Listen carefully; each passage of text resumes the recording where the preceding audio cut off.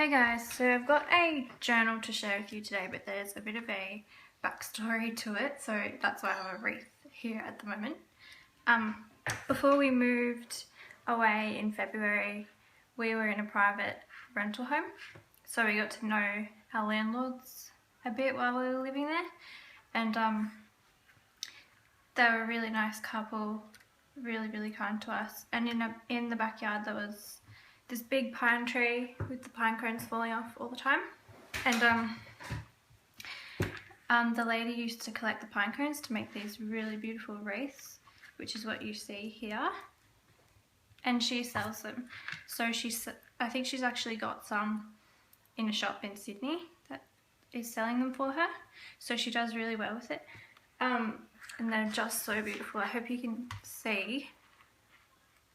I know it's kind of dark in here. But when we moved out, she gave me this one that she had made. So I've been wanting to since then make her a journal in return to say thank you for everything and for the wreath, of course. And so I finally got to finishing it and getting it done, so that's what I'm going to share with you today. Just quickly though, in case you're interested, this is the box she gave it to me in. So there's her little business sticker and her, hopefully that's in frame, her little URL to her website. So it's called Pine Arts, and I'll put a link into my description bar as well in case you want to go and check it out, because they're really beautiful. Hopefully you can see it. So this is what I made her to say thank you for everything. So I really wanted to incorporate the pine cones and the wreaths into a journal somehow, so this is what I came up with. Her name is Violet. We call her Viola. So I wanted to incorporate a kind of violet colour into the journal as well. That's why I've chosen the purpley tones and the bluey purpley tones, sorry. And on the cover I did something a little bit different, but I really liked how it turned out. I just used tissue, what is it? Is it tissue paper? Yeah, tissue paper. And I've just covered it in that with a couple of layers of that. It turned out really nice. Excuse me. So I did that, and then on this little wooden coaster I did this stamp. This is a Tim Holtz stamp. I don't know the name. I never know my names of products, but it's a Tim Holtz stamp, and I liked it because it's got the all the little pine cones on it, so hopefully you can see it.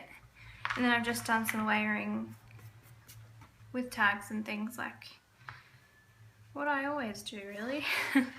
And then on the cover I put some of this trim because it was really pretty, went with the colours. And then when I bound it I added the beading, and I put a V for Viola on the binding as well. And then I tucked this piece of ribbon through so that she can tie it closed if she wants to, or she could pull that completely out if she wanted to as well. So opening it up, I did something a little bit different with the pages as well. I kind of wanted the pages to be purple, but I only had blue food colouring. And I tried to just make a mixture into my tea dye. It was still a tea dye mixture, but I added the food colouring, and I added some distress inks, no, distress stains actually. I actually poured some, what is it, Fired Brick, the red one, in, but I didn't have much left, so it didn't really do much to the blue. It kind of turned out a bluey green colour, but I think it looked really pretty, so that's how I got the pages to be coloured that way. I made this little pocket out of the baking paper that was at the bottom of my paper stack when I tea dyed them and baked them. and I've just tucked a tag in there, which I may write something to her on there because I'm going to send it in the post.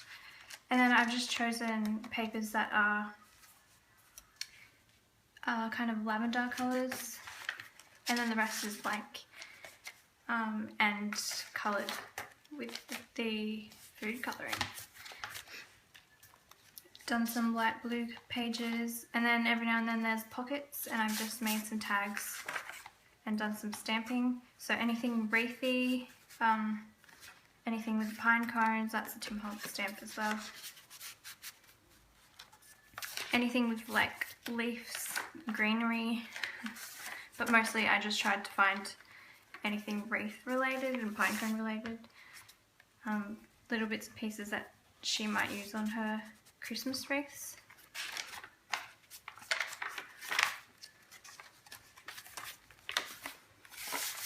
Some fold outs.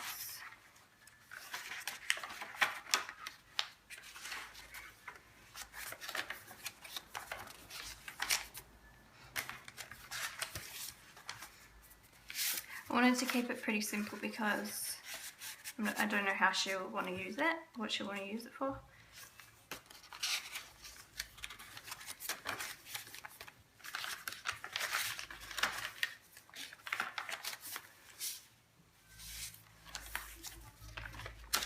Little fold out pages. So some of the pages turned out quite blue, and then some of them turned out quite green. I think by the time I finished dunking all my pages into it and like painting the pages with it, the colours mixed more and more, like the yellow tones from the tea dye and the blue food colouring just mixed more and more, so it ended up kind of green. But I think it looks pretty.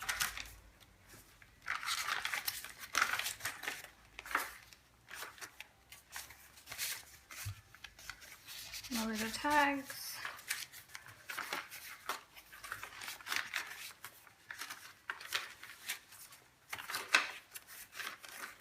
Book page.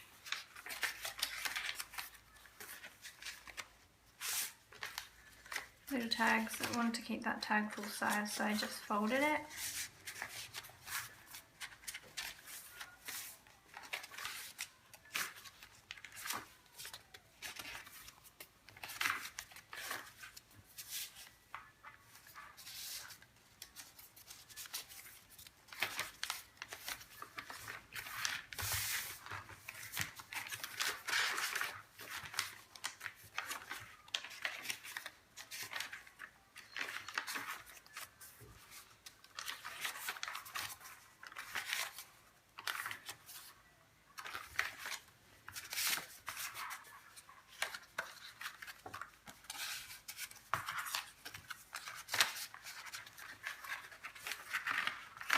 Some of the pages turned out really cool. I liked how it turned out so dark with the blue around the edges of some of the pages. That page was kind of burnt as well, so it looked cool. More pockets and tags. Fold out pages.